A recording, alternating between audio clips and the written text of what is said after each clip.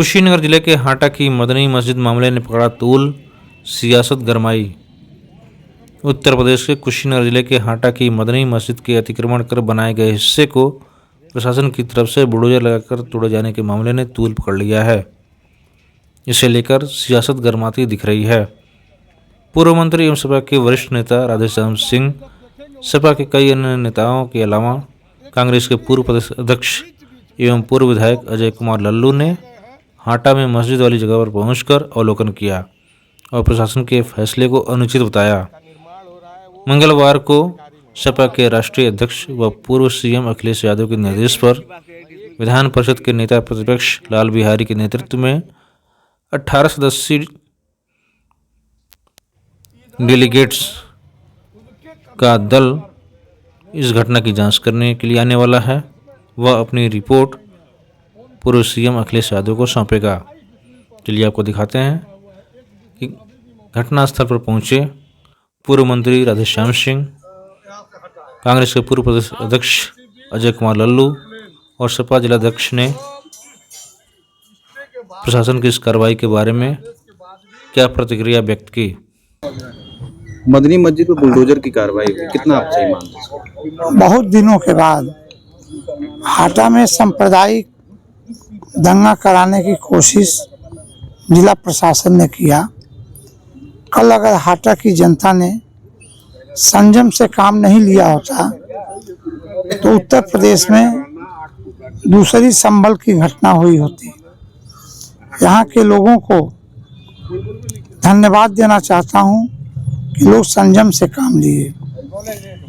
29 decimal ये जो जमीन है ये बैनामे की जमीन है, जिसको हाजी साहब ने पैसे पर खरीदा और निवर्तमान एसडीएम ने जब इसकी पैमाइश की तो 28 डिसमिल में जमीन में मस्जिद बनी हुई है। अभी 1 डिसमिल बची हुई है। उसमें से प्रशासन का कहना है कि नक्शा पास नहीं है, जबकि 1 मंजिला नक्शा पूर्व चेयरमैन ने निरस्त किया था, पूर्व ईओ ने। तो ये लोग हाईकोर्ट के शरण में गए और हाईकोर्ट ने उसे निरस्त कर दिया। नक्शा भी पास है, हाईकोर्ट का स्टे है। स्टे 8 तारीख तक था। स्टे समाप्त होने के बाद लीगल तरीके से जिला प्रशासन को नोटिस देना चाहिए मस्जिद के पक्षकारों को कि आप 15 दिन में आप जवाब दें, नहीं तो आपके ऊपर या मस्जिद पर हम ये कार्रवाई करेंगे। जबकि सुप्रीम कोर्ट ने 2012 में ही एक कानून पास किया था कि किसी भी धार्मिक स्थल पर अगर वो निर्माण हो चुका है तो उसको गिराया नहीं जा सकता है।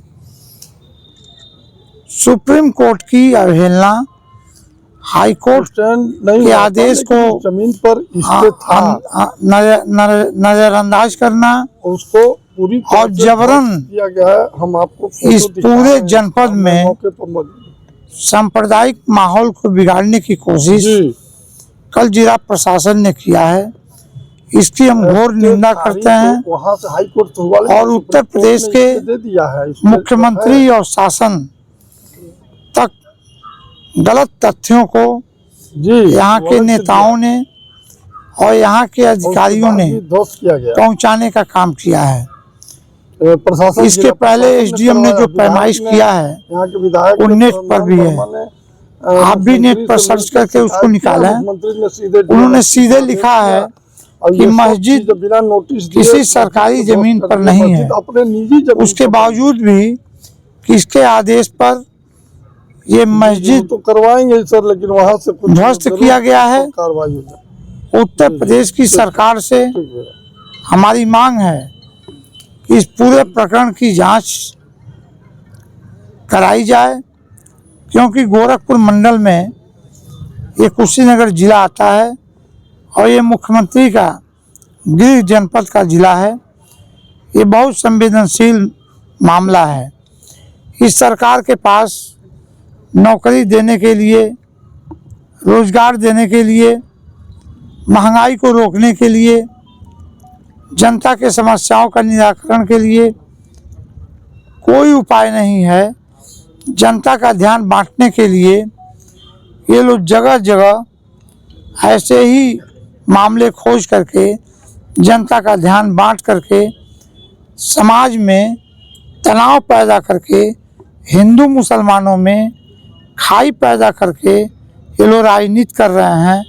ऐसे राजनीति ज़्यादा दिन तक नहीं चलेगा, कभी न कभी इसका अंत जरूर होगा। आज नहीं तो कल होगा। इसकी हम सभी लोग निंदा करते हैं और समाजवादी पार्टी इसके साथ खड़ी है और हम लोग इसका घनघोर विरोध करते हैं। मदनी मस्जिद पर बुलडोजर की कार्रवाई हुई।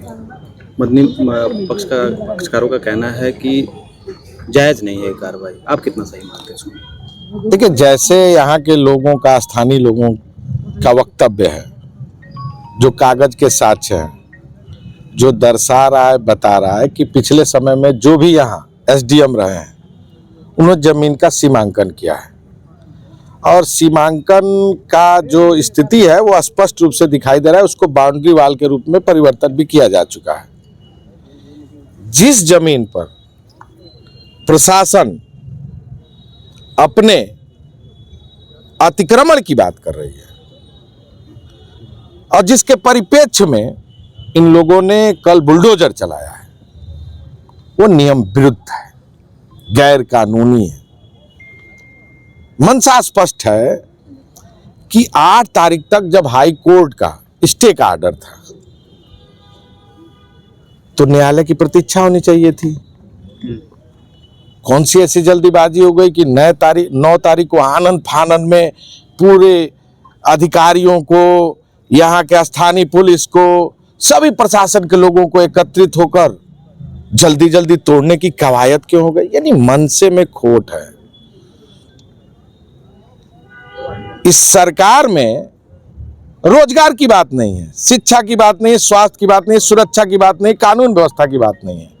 केवल हिंदू और मुसलमान, मंदिर और मस्जिद के निर्माण की जो प्रक्रिया है, मैंने तो नहीं सुना कि कहीं कोई उसमें किसी तरह का नक्शे की बात की जाती है। और जब नगर पालिका यह बता रहा है कि हमारी जमीन है, तो आज तक कहाँ था? जब निर्माण हो रहा था उस समय उसने अपनी बात क्यों नहीं रखी? जब तोड़ फोड़ की कार्रवाई करनी थी नोटिस क्यों नहीं दिया?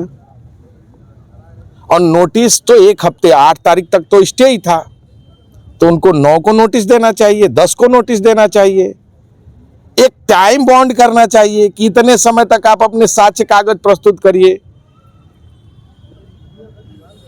यानी इस सरकार की मंशा साफ है, वह कहीं ना कहीं कोई बड़ी घटना की रचना कर रही थी, लेकिन यहाँ के लोगों ने सूझबूझ के साथ काम करते हुए उनकी मंशा को कामयाब नहीं होने दिया।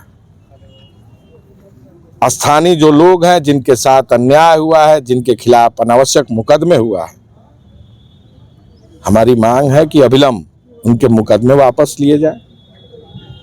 और जो डर का माहौल है, भय का माहौल है, सरकार का काम ये नहीं है किसी के मन में डर और भय पैदा करना, जो आम आदमी हो, डर और भय को निकालना। जो डर और भय और आतंक का माहौल बना रखा है और पुलिसिया छावनी के रूप में पूरा तब्दील किया हुआ है, ये निश्चित बर्दाश्त योग्य नहीं है। जो लोग अधिकारियों ने यहां अवैध तरीके से, गैर कानूनी तरीके से, नियम विरुद्ध तरीके से यहां बुलडोजर चलाया, उनके खिलाफ कार्रवाई होनी चाहिए।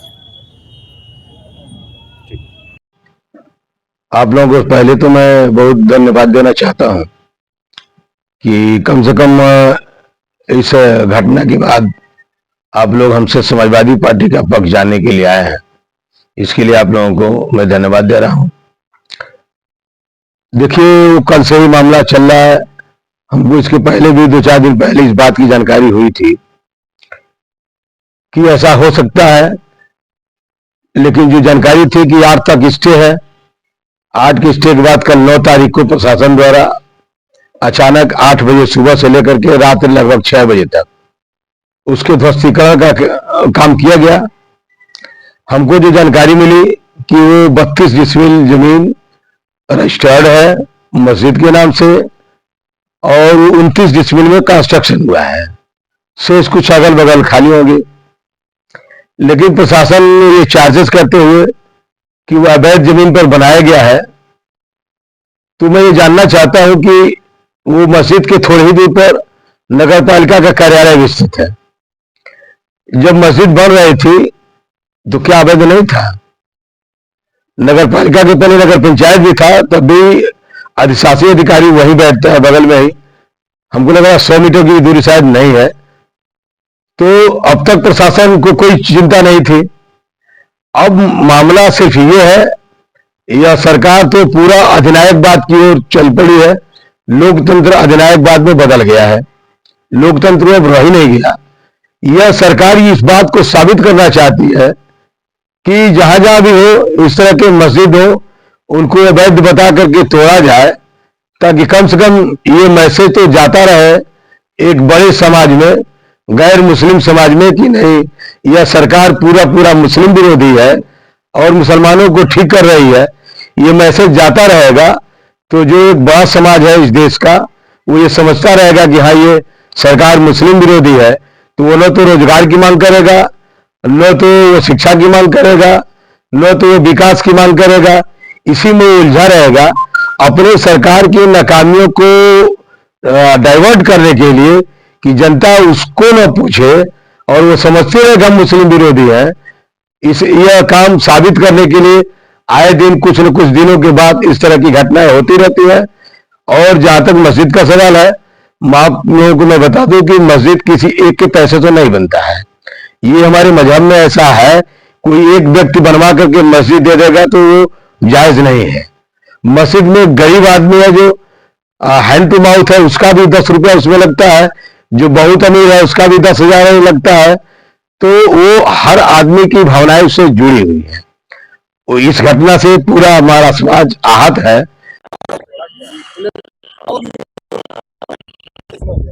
हाल बा